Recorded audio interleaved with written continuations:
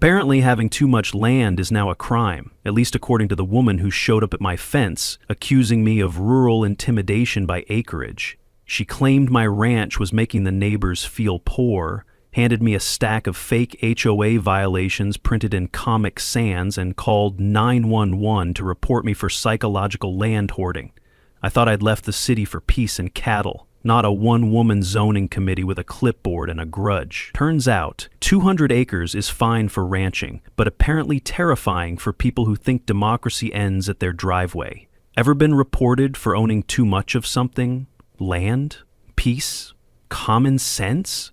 Drop a comment. I need to know I'm not the only one living rent-free in someone else's delusions. My name's Charles Miller, and up until that moment, I thought I had it made. After 20 years in tech, I'd inherited this beautiful spread from Grandpa Joe and decided to live the simple life. Cattle, horses, wide open spaces, and blessed silence. No neighbors within shouting distance, or so I thought. The ranch sits on prime Texas hill country, with rolling pastures that stretch to the horizon and a creek that runs year-round. I'd been living there for 3 years, minding my own business, paying my taxes, and bothering absolutely nobody. The closest thing to drama I'd experienced was when a calf got stuck in the fence. Boy, was I naive. The woman at my fence was about 38 years old, built like someone who'd given up on exercise, but not on righteous indignation. She wore that particular expression of manufactured outrage that I'd later learn was her default setting. "I'm Cynthia Marshall," she announced, clutching a clipboard like it was a weapon, "president of the Meadowbrook Community Association." She said it with the kind of authority you'd expect from someone announcing a presidential decree. I glanced around at the empty fields and the single dirt road that led to my ranch. Community? What community? "Ma'am," I said, walking over to the fence, "I'm not sure what community you're talking about. This is private property, been in my family since the 1950s. Cynthia's eyes narrowed like I'd just admitted to war crimes. "Don't play dumb with me, mister. This excessive land ownership creates psychological pressure on the surrounding residents. It's intimidating and frankly, it's un-American." "Un-American?" I stared at her, wondering if this was some kind of elaborate prank. Maybe someone had hired an actress to mess with me. But the crazy gleam in her eyes suggested this was all too real. She launched into what I can only describe as a manifesto about property equality and community standards. According to Cynthia, any property over 20 acres was threatening to the democratic fabric of rural neighborhoods. She waved her clipboard dramatically, explaining how my ranch created an atmosphere of feudal oppression that made other residents feel economically intimidated. I kid you not, those were her exact words. I managed to keep a straight face, but inside I was cracking up. This woman was treating my inherited family ranch like I was some kind of land baron trying to recreate medieval Europe in modern Texas. "Look, Mrs. Marshall," I said, trying to be reasonable. "I don't know what community you represent, but this ranch doesn't affect anyone. The nearest house is 2 miles away." That's when she played her trump card. Cynthia pointed dramatically toward a cluster of mobile homes barely visible through the trees about a mile down the road. "Those 8 families live in fear of your land monopoly," she declared. "We demand you downsize this property to a reasonable 20 acres or face community action." I followed her pointing finger and realized she was talking about the Shady Oaks mobile home park, where I occasionally saw folks coming and going, but had never actually met any of them. The whole situation was so absurd I almost laughed out loud. Here was a woman I'd never seen before, claiming to represent people I'd never met, demanding I give up most of my family's ranch because it was apparently too big for her liking. "And what exactly constitutes community action?" I asked, genuinely curious about how deep this rabbit hole went. Cynthia smiled, with the satisfaction of someone who'd been waiting for exactly that question. "Legal action, Mr. Miller. Formal complaints, community organizing. We have rights and we're not afraid to use them." She turned on her heel and marched back toward her beat-up sedan, leaving me standing there wondering what the hell had just happened. As I watched her drive away, I noticed she didn't turn toward the mobile home park. Instead, she headed in the opposite direction, toward what looked like a different trailer park about 3 miles away. Interesting. I made a mental note to look into this Meadowbrook Community Association of hers. Something told me this wasn't over, and my peaceful ranch life was about to get a whole lot more complicated. I had no idea just how right I was. The war had officially begun, and I was completely unprepared for the level of crazy I was about to face. 3 days later, Cynthia was back, and this time she came armed. I was fixing a section of fence when I heard her car door slam, followed by the sound of papers rustling in the wind. She marched up to my fence, carrying what looked like a small novel's worth of documents, all fresh from someone's home printer. "Mr. Miller," she called out with the authority of a process server, "I have official documentation of your violation." I set down my tools and walked over, genuinely curious about what kind of rabbit hole she'd tumbled down this time. She thrust a stack of papers through the fence at me, and I had to admire the effort, if not the content. The top page read, "Meadowbrook Community Standards and Regulations," in bold Comic Sans font, complete with what appeared to be a logo she'd downloaded from the internet. The rules were truly something to behold. Maximum allowable land ownership, 20 acres per household. Grass height must be maintained at exactly 2 inches. No livestock visible from public roadways. Property fencing limited to white picket style only. I flipped through page after page of increasingly ridiculous regulations, each one more specific than the last. "This is impressive," I said, trying to keep the amusement out of my voice. "How long did it take you to type all this up?" Cynthia's face flushed red. "These are legally binding community covenants, Mr. Miller. Violation of these standards results in fines of $500 per day until compliance is achieved." She produced another document from her stack, this one titled "Violation Notice," with today's date and my name typed in all caps. According to this masterpiece, I was in violation of no fewer than 12 community standards, including excessive land hoarding, unauthorized livestock display, and my personal favorite, failure to maintain democratic property proportions. I couldn't help myself. "Ma'am, who exactly elected you president of this association?" Her clipboard trembled slightly in her hands. "I was appointed by community consensus," she said, though her voice wavered just enough to tell me she was making this up as she went along. "The residents of Meadowbrook are tired of being overshadowed by your land monopoly. We demand action." I nodded seriously and pulled out my phone. "I'm gonna need to look into this," I said, opening my browser right there in front of her. "Let me just check the county records for registered homeowner associations in this area." A quick search confirmed what I already suspected. There was no Meadowbrook Community Association registered with the county, no homeowner association of any kind in our rural area. In fact, the closest HOA was 15 miles away in a suburban development. I showed Cynthia my phone screen, but she just waved it away dismissively. "Bureaucratic red tape," she huffed. "Just because the government hasn't caught up with our paperwork doesn't mean we're not legitimate. Community organizing doesn't require permission from corrupt officials." The woman had an answer for everything, even when that answer made absolutely no sense. While she continued her rant about government corruption and property inequality, I noticed something else interesting. Cynthia had brought a measuring tape and was actually trying to measure the height of my grass from outside the fence.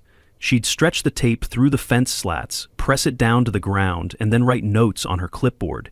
Every few minutes, she'd take photos with her phone, muttering things like evidence of non-compliance and flagrant disregard for community standards. It was like watching someone play an elaborate game of make-believe, except she was deadly serious about it.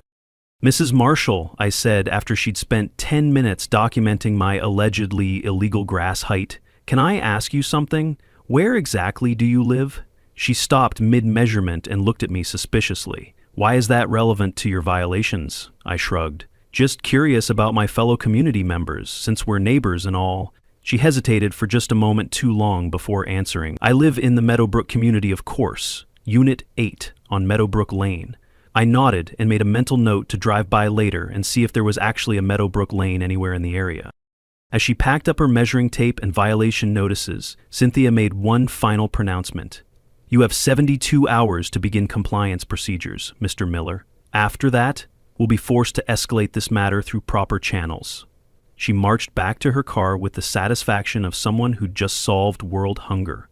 I watched her drive away, this time making sure to note which direction she went. Sure enough, she headed away from the mobile home park she claimed to represent toward the same area she'd gone last time. My new hobby was apparently going to be investigating the mysterious life of Cynthia Marshall.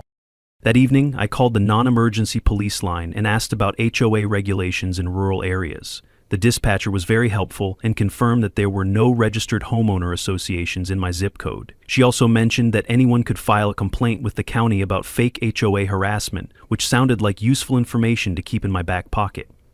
As I hung up the phone, I had a feeling I was going to need that information sooner rather than later. Cynthia Marshall was just getting started, and I had a sinking feeling her next move was going to be even more creative than fake community standards.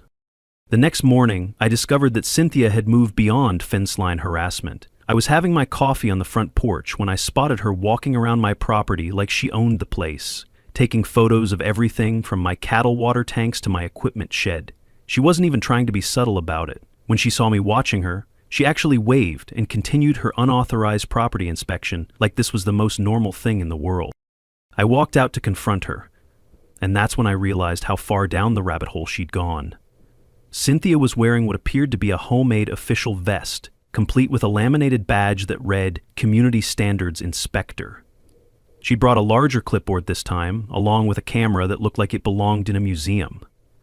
"Mr. Miller," she called out cheerfully, "I'm conducting the mandatory compliance inspection as outlined in Community Standard 47, subsection B." I stopped walking and stared at her. "Ma'am, you're on my private property without permission." "Incorrect," she replied, with the confidence of someone who'd clearly practiced this speech. "As per community standards, I have the right of oversight for all properties that affect community welfare. Your excessive land ownership falls under community jurisdiction." She held up her clipboard like it was a legal document. "I'm documenting violations for the official report." I watched in amazement as she walked over to my cattle pen and started taking selfies with my cow, not just regular photos, but actual selfies where she posed with the cattle in the background, making serious faces like she was documenting war crimes. "What exactly are you documenting?" I asked, pulling out my phone to start recording this insanity. Cynthia noticed the phone and seemed pleased rather than concerned. "Evidence of livestock intimidation," she announced, holding up her camera. "These animals are clearly visible from public areas, creating an atmosphere of rural oppression for community members." She actually said that with a straight face. I couldn't make this stuff up if I tried. She proceeded to take photos of my barn, my tractor, my fence posts, and even my mailbox, all while providing running commentary about various community standard violations. The situation escalated when she decided to walk through my vegetable garden to get a better angle for her documentation. I'd spent weeks getting that garden established, and watching her trample through my tomato plants while taking pictures was the last straw. "That's enough," I said firmly. "You need to leave my property right now." Cynthia looked up from where she was photographing my allegedly non-compliant fence posts and shook her head. "I'm sorry, Mr. Miller, but community oversight cannot be silenced by intimidation tactics. I have a responsibility to complete this inspection." "This isn't community oversight," I said, trying to keep my voice level. "This is trespassing, and I'm asking you to leave." She straightened up and fixed me with a look that suggested I was the unreasonable one in this situation. "You cannot silence community democracy, Mr. Miller. The residents of Meadowbrook have rights, and I'm here to protect those rights." The way she said it, you'd think she was leading the civil rights movement instead of harassing a cattle rancher for the crime of owning land. "If you have a problem with legitimate community oversight, you're welcome to file a complaint with the proper authorities." That's when she said the magic words that would come back to haunt her later. "Go ahead and call the police if you want. I'm conducting official business on behalf of the community, and I have every right to be here." She actually smiled when she said it, like she was daring me to make that call. So I did. I pulled out my phone right there in front of her and dialed the non-emergency police line. "Hi, this is Charles Miller out on County Road 47. I have someone on my property who refuses to leave after being asked multiple times."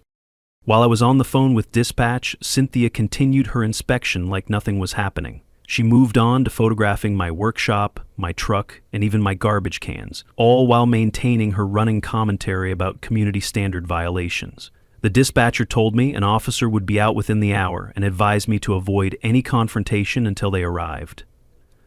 I hung up and informed Cynthia that the police were on their way. Her response was to take a selfie with my house in the background and caption it, "Documentation of trespassing complaint filed by non-compliant property owner." For the next 45 minutes, I had the surreal experience of watching someone conduct an imaginary official inspection of my property while we waited for the police to arrive. Cynthia measured things, photographed things, and took notes on her clipboard with the dedication of someone who genuinely believed she was performing an important public service. At one point, she actually tried to interview my cattle, holding her phone up to record herself asking them questions about their living conditions. I kept my own phone out, recording everything, because I had a feeling this documentation was going to be important later. When I saw the sheriff's patrol car coming up my driveway, I felt a mixture of relief and anticipation. Finally, someone with actual authority was going to sort this mess out. But as I watched Cynthia straighten her fake vest and organize her clipboard, I realized she wasn't worried about the police arriving. In fact, she seemed excited about it. That's when it dawned on me that this whole trespassing incident might have been exactly what she was hoping for. But she wasn't just documenting my property for her fake community association. She was gathering evidence for something much bigger, and I was about to find out exactly what that was. Before Sheriff Tom Radley could even get out of his patrol car, Cynthia was already marching toward him with her clipboard held high like a battle standard. What happened next was so unbelievable that I'm grateful I had my phone recording, because nobody would believe this story otherwise. "Officer," she called out, "thank goodness you're here. This man has been threatening me for trying to protect our community from his illegal land hoarding." I stood there with my mouth open, watching her completely flip the script on what had just happened. Sheriff Radley was a weathered man in his late 40s who looked like he'd seen every kind of crazy the county had to offer, but even he seemed taken aback by Cynthia's opening statement. "Ma'am, I'm here because the property owner called about someone trespassing. Are you the person who was asked to leave?" Cynthia waved her clipboard dismissively. "I'm conducting official community oversight on behalf of the Meadowbrook Community Association. This man," she pointed at me dramatically, "is illegally occupying community space and terrorizing 8 families with his excessive land ownership." I watched Sheriff Radley's expression shift from confusion to the kind of patience that comes from years of dealing with the public. "Community space?" he asked. "Ma'am, this is private property. I can see the property markers from here." Cynthia's response was to pull out her stack of printed regulations and thrust them at the sheriff. "These are the community standards that Mr. Miller is violating. 200 acres is psychological warfare against our residents. It creates an atmosphere of intimidation and economic oppression." The sheriff took the papers and flipped through them, his eyebrows climbing higher with each page. "Ma'am, these appear to be homemade documents. Do you have any official authority to be on this property?" That's when Cynthia played what she clearly thought was her ace in the hole. "I have citizens' oversight authority granted by community consensus. But more importantly, officer, this man is illegally occupying public land." She said it with such conviction that for a moment even I wondered if there was something I didn't know about my own property. While Cynthia continued her performance, I noticed something that made my blood run cold. She wasn't just making up stories on the spot, she was reading from prepared notes. This whole confrontation had been planned. I quietly activated my phone's voice recorder app, making sure to capture every word of what was about to unfold. Something told me I was going to need this evidence later. Sheriff Radley seemed to sense the same thing. He pulled out his own notepad and started writing down everything Cynthia was saying. "Ma'am, you mentioned calling 911. Can you tell me exactly what you reported?" Cynthia's face lit up with pride. "I reported a dangerous individual using excessive land ownership to terrorize community members. I specifically mentioned that his 200 acres constitutes a public safety threat due to psychological intimidation tactics." The sheriff's pen stopped moving. "You reported someone as dangerous because they own too much land?" Cynthia nodded enthusiastically. "Absolutely. Land hoarding is a form of economic violence against working families. I've documented multiple instances of intimidation through excessive property display." Sheriff Radley looked at me, then back at Cynthia, and I could see him processing the sheer absurdity of what he was hearing. That's when he made a call that would change everything. "Dispatch, this is Unit 7. Can you pull the 911 recording from earlier today regarding a land dispute on County Road 47? There was a pause, then the radio crackled back to life. "Unit 7, we have that recording. Caller reported man with too much land, threatening community safety, and requested immediate response for land intimidation incident. Do you want us to flag this as a non-emergency false report?" Cynthia's face went from confident to panicked in about 2 seconds. The dispatcher obviously misunderstood the severity of the situation. But Sheriff Radley was already making notes about filing charges for false emergency reporting. The web of lies was starting to unravel, and Cynthia knew it. Sheriff Radley looked at me. "Sir, do you have documentation of your property ownership?" I nodded and went into the house to get my deed, tax records, and survey documents. While I was inside, I could hear Cynthia through the window, explaining to the sheriff how my ranch violated numerous community standards and posed a threat to local democracy. When I came back out with my paperwork, she was actually trying to convince him to measure my property immediately to verify her claims about excessive land ownership. The sheriff reviewed my documents while Cynthia continued her presentation about community rights and land inequality. "Sir, everything appears to be in order here," he said, handing back my papers. "You've owned this property for 3 years, and before that it was in your family since 1952. Cynthia's response was immediate and dramatic. "Those documents are forged. I demand that you arrest this man immediately for fraud and trespassing on community property." She actually pointed at me like she was identifying a criminal in a lineup. That's when things got truly surreal. Cynthia announced that she was making a citizen's arrest and actually tried to grab my arm. "I'm placing you under citizen's arrest for community land violations and intimidation of residents," she declared, trying to pull me toward the sheriff's car. Sheriff Radley intervened immediately, stepping between us. "Ma'am, that's not how citizen's arrests work, and you don't have grounds for anything like that. I need you to step back and calm down." But Cynthia was just getting started. She pulled out her phone and started recording the sheriff, accusing him of being part of a conspiracy to protect illegal land ownership. "This is exactly the kind of corruption we're fighting against," she announced to her phone camera. "Law enforcement protecting the wealthy landowners while honest community members are denied their rights." Sheriff Radley's patience was clearly wearing thin, but he maintained his professional composure. "Ma'am, I need to see some identification," he said, "and I need to know your address." That simple request seemed to deflate some of Cynthia's righteous energy. She fumbled in her purse and produced a driver's license, which the sheriff examined carefully. "This shows your address as Sunset Mobile Home Park, about 3 miles from here. That's not the same as the Meadowbrook community you claim to represent." Cynthia's face flushed red. I represent the interests of all rural residents in this area, not just my immediate neighbors." The sheriff's expression shifted as he realized what he was dealing with. "Ma'am, did you call 911 about this situation?" Cynthia nodded proudly. "I reported a man with excessive land threatening community safety. 200 acres create psychological warfare against 8 families. Sheriff Radley closed his eyes for a moment, like he was summoning extra patience from somewhere deep inside. That's when I realized that Cynthia hadn't just trespassed on my property and harassed me for days. She'd actually called emergency services to report me for the crime of owning too much land.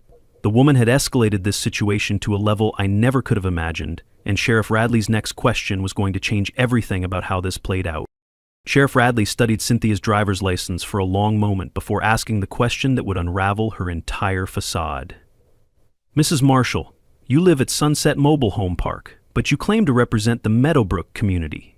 Can you explain that discrepancy?" Cynthia's confidence wavered for the first time since I'd met her. I represent the interests of all rural residents who are affected by excessive land ownership. Geographic boundaries are irrelevant when it comes to community organizing." The sheriff wasn't buying it. He handed her license back and turned to me. "Mr. Miller, do you have any documentation of your interactions with Mrs. Marshall?" I nodded and pulled out my phone, showing him the videos I'd been recording of her various property inspections and harassment incidents. As he watched the footage of Cynthia trespassing, taking selfies with my cattle, and trampling through my garden, his expression grew increasingly serious. "How many times has this happened?" he asked. "This is the 4th time in a week," I replied. "Each time she's become more aggressive about accessing my property without permission." While Sheriff Radley reviewed the video evidence, I decided it was time to reveal what I'd discovered about Cynthia's background.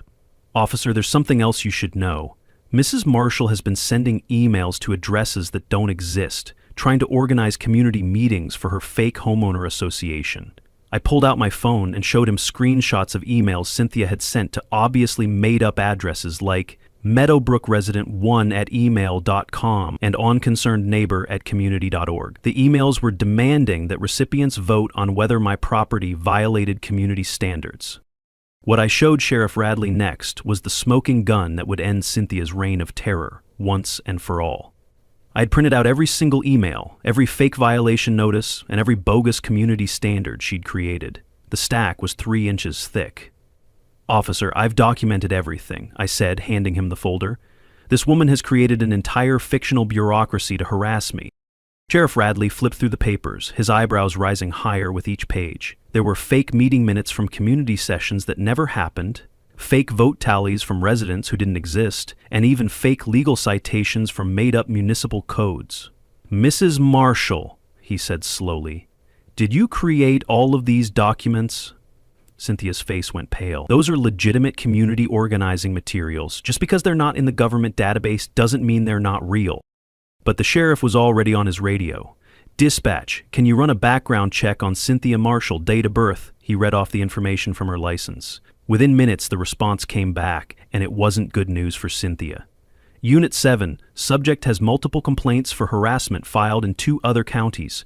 Also shows 3 false police reports in the past 18 months. I watched Cynthia's entire world crumble as Sheriff Radley received the background information. Mrs. Marshall, it appears you've been evicted from Sunrise Mobile Village and Pine Ridge Trailer Court for similar harassment of other residents. You also filed false police reports claiming neighbors were stealing community property and violating residential democracy. Does any of this sound familiar?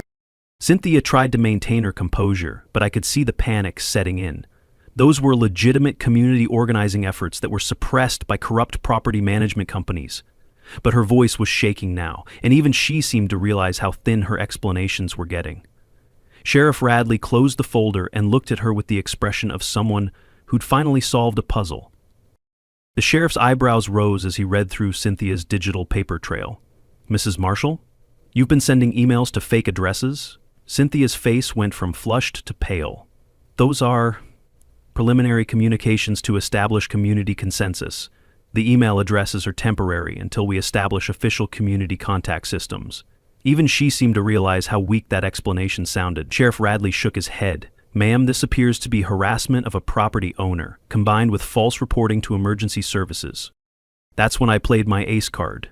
Officer, there's one more thing. Mrs. Marshall put up signs on my fence claiming I was in violation of community standards. She also left violation notices in my mailbox without permission. I walked over to my fence and retrieved one of Cynthia's homemade violation signs, complete with her fake community association logo.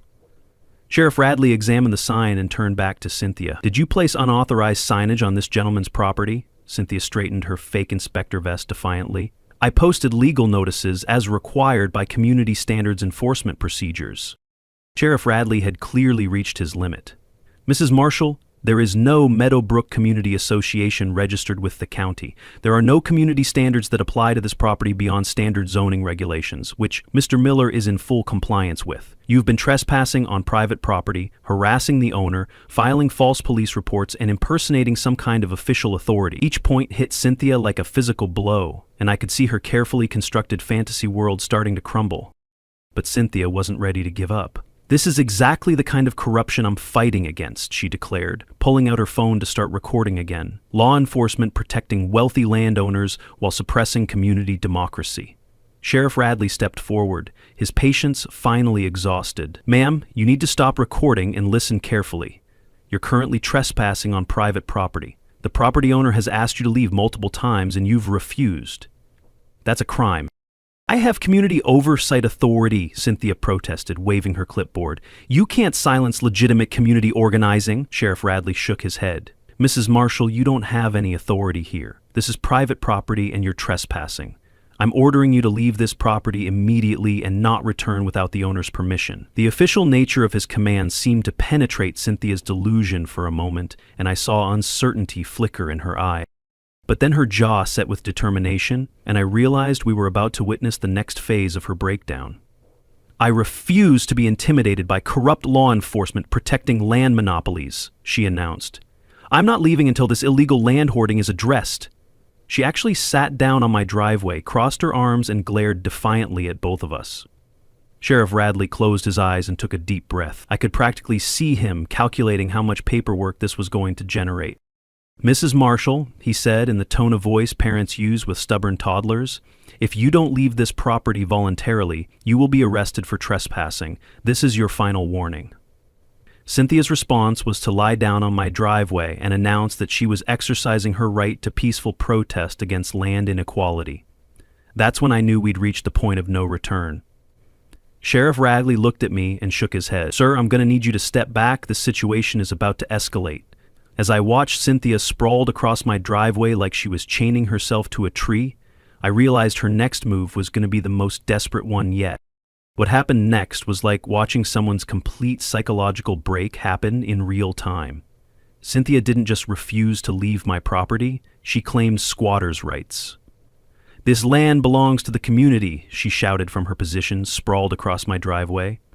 "I'm exercising my right to reclaim public space that's been illegally monopolized." Sheriff Radley stared down at her like he was trying to figure out if this was actually happening or if he'd stumbled into some kind of elaborate practical joke. "Ma'am, there's no such thing as squatters' rights on someone's driveway," he said with the patience of a saint. "You're trespassing on private property and you need to get up and leave immediately." Cynthia's response was to spread her arms wider across the gravel and announce that she was conducting a peaceful occupation in defense of community democracy. I stood there watching this unfold, genuinely wondering if I should call for mental health services instead of law enforcement. That's when I decided to fight absurdity with absurdity. While Cynthia was having her driveway protest and Sheriff Radley was trying to talk sense into her, I walked over to my workshop and pulled out some scrap wood and a marker. In about 5 minutes, I'd made a sign that read, "Land too big? Complain to the logic department," and planted it right next to my mailbox where everyone could see it. When Cynthia noticed what I was doing, she actually shrieked with outrage. "That's harassment! You're mocking legitimate community concerns." Sheriff Radley looked at my sign, and I swear I saw the corner of his mouth twitch upward. "Sir, that's your right to put up whatever signs you want on your own property," he said. Then he turned back to Cynthia, who was still sprawled across my driveway like a human speed bump. "Mrs. Marshall, I'm going to count to 60. If you're not off this property by the time I reach 0, you're going to be arrested for trespassing. This is not negotiable." "I will not be moved by fascist intimidation tactics," Cynthia declared, though I noticed she was starting to sound less confident and more hysterical. "This is peaceful protest against land inequality." Sheriff Radley pulled out his phone and started the countdown. 60, 59, 58. With each number, Cynthia's defiance seemed to crack a little more. At 45 seconds, she started ranting about corruption in law enforcement. At 30 seconds, she was demanding to speak to Sheriff Radley's supervisor. At 20 seconds, something shifted in her expression. The righteous anger was replaced by something that looked almost like panic. "You can't arrest me for standing up for community rights," she shouted, but her voice was shaking now. 15, 14, 13. Sheriff Radley continued his countdown with the mechanical precision of someone who'd done this before. Cynthia looked around desperately, like she was hoping for backup that wasn't coming. At 10 seconds, she made one final attempt to salvage her position. "I demand to speak to your supervisor. This is illegal suppression of community organizing." But even as she said it, she was starting to get up from the driveway. 5, 4, 3. That's when Cynthia finally broke. She scrambled to her feet, grabbed her clipboard and fake inspector vest, and ran toward her car while screaming about police corruption and land monopolies. But even in retreat, she couldn't resist one final dramatic gesture. As she reached her car, she turned back and pointed at me like I was the villain in some movie. "This isn't over, Miller. The community will not be silenced. I'll be back. And next time I'll have backup." She peeled out of my driveway, sending gravel flying everywhere, while Sheriff Radley and I stood there processing what had just happened. Sheriff Radley shook his head and turned to me. "Mr. Miller, I'm going to file a formal trespassing report, and I'm going to recommend that Mrs. Marshall be banned from your property. If she comes back, call us immediately." He paused and looked at my new sign. "And sir, I like your sign. Sometimes a sense of humor is the best defense against crazy." As he drove away, I thought the whole ordeal was finally over. I figured Cynthia would slink back to whatever hole she'd crawled out of and find someone else to harass. I was wrong. 3 days later, Sheriff Radley was back in my driveway, but this time he wasn't here because of anything Cynthia had done to me. He was here because of what I'd done to her, and what the community had done to her in response. The final chapter of this story was about to unfold, and it was going to be more satisfying than I ever could have imagined. Sometimes justice doesn't just knock on your door. It shows up with an eviction notice and a one-way ticket out of town. 3 days of blessed silence passed before Sheriff Radley returned to my ranch, but this time his visit wasn't about Cynthia harassing me. It was about Cynthia getting exactly what she deserved.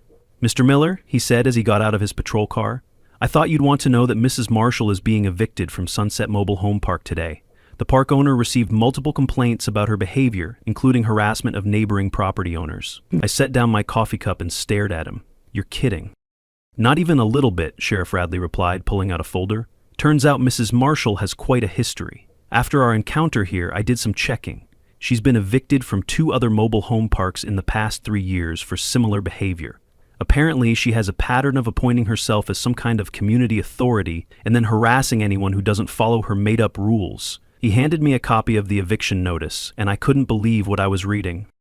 According to the document, the owner of Sunset Mobile Home Park had received complaints from 3 other residents about Cynthia's behavior, plus my formal complaint about harassment. The final straw came when Cynthia tried to establish park standards for the other residents, including rules about acceptable vehicle types, lawn ornament restrictions, and mandatory community meetings. She'd even attempted to fine other residents for various violations of her imaginary authority. The park owner had apparently reached his limit and given her 72 hours to vacate. "There's more," Sheriff Radley continued. "The county attorney reviewed your video evidence and Mrs. Marshall's false 911 report. She's being charged with filing a false police report, harassment, and trespassing. She's also been issued a restraining order that prohibits her from coming within 500 feet of your property." I felt a surge of satisfaction that surprised me with its intensity. After days of being harassed by someone who seemed completely immune to reason or consequences, justice was finally being served. "Where is she now?" I asked. Sheriff Radley checked his watch. "Well, her eviction was scheduled for noon today, so probably packing up her belongings and trying to figure out where she's going next. The restraining order also includes a provision that she has to leave the county within 10 days. I tried to picture Cynthia loading up her car with her fake inspector vest and homemade violation signs, and I couldn't help but smile. The woman who tried to make my life miserable with her imaginary authority was getting a real-world lesson in actual consequences. But Sheriff Radley wasn't done. "Mr. Miller, I have to ask you something. When Mrs. Marshall was leaving your property the other day, she mentioned that she'd be back with backup. Do you have any idea what that meant?" I shook my head. I assumed she was just bluffing. What kind of backup could she possibly have? That's when he told me about the other calls they'd received. Apparently, Cynthia had tried to recruit other residents from various mobile home parks and apartment complexes to join her community organizing efforts. But nobody was interested in her war against excessive land ownership. After Sheriff Radley left, I decided to take a walk around my property, something I hadn't done peacefully in over a week. As I strolled past the fence line where Cynthia had spent so much time measuring my grass, I found myself smiling at the memory of her absurd dedication to her imaginary authority. The evening was perfect, with a gentle breeze rustling through the oak trees and my cattle grazing contentedly in the distance. That's when I noticed an envelope stuck in my mailbox that I'd missed earlier. Inside was a handwritten note from someone named Betty Williams at Sunset Mobile Home Park. "Dear Mr. Miller," it read, "I heard about what happened with Cynthia Marshall, and I wanted to thank you for doing what all of us wanted to do but were too scared to try. She made life miserable for everyone here with her fake rules and constant harassment. The park manager says you're the reason she finally got evicted, and we all owe you a debt of gratitude. She tried to fine my granddaughter for having a pink bicycle because it wasn't community appropriate. Some people just can't stand to see others living in peace. Thank you for standing up to her." I folded the note and put it in my pocket, feeling a warmth that had nothing to do with the Texas evening. It turned out Cynthia had been terrorizing more people than just me, and my refusal to back down had helped other folks reclaim their peace of mind too. As I walked back toward the house, I passed the spot where she'd conducted her official inspection and trampled through my vegetable garden. The plants had bounced back beautifully, and you couldn't even tell they'd been damaged. The sun was setting behind the western pasture, painting the sky in shades of orange and pink that would have been worth photographing if I had been the type to post pictures online. Instead, I just stood there and enjoyed the moment, listening to the sounds of a ranch at peace, cattle lowing softly, horses nickering in the distance, and the complete absence of anyone screaming about excessive land ownership. "The truth is," Sheriff Radley said, "most people around here think what you're doing with this ranch is great.